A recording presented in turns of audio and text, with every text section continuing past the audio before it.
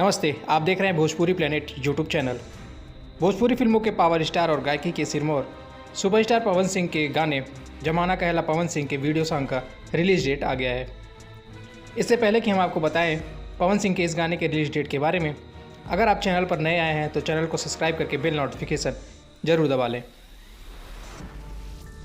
Power star Pawan Singh के गाने जमाना कहला पवन सिंह के गाने के ऑडियो सॉन्ग को कुछ समय पहले ही म्यूज़िक वाइड के यूट्यूब चैनल से रिलीज़ किया गया था और अब पावर स्टार पवन सिंह के इस गाने जमाना कहला पवन सिंह को वीडियो सॉन्ग भी रिलीज़ होने जा रहा है। आपको बता दें पवन सिंह के इस गाने को म्यूज़िक वाइड के यूट्यूब चैनल से रिलीज़ किया जाएगा। आपको बता दें कि पावर स्टार पवन सिंह के इस गाने का रिलीज़ डेट कल यानी 12 सितंबर को सुबह 6:30 बजे म्यूज़िक वाइड के यूट्यूब चैनल से रिलीज़ किया जाएगा।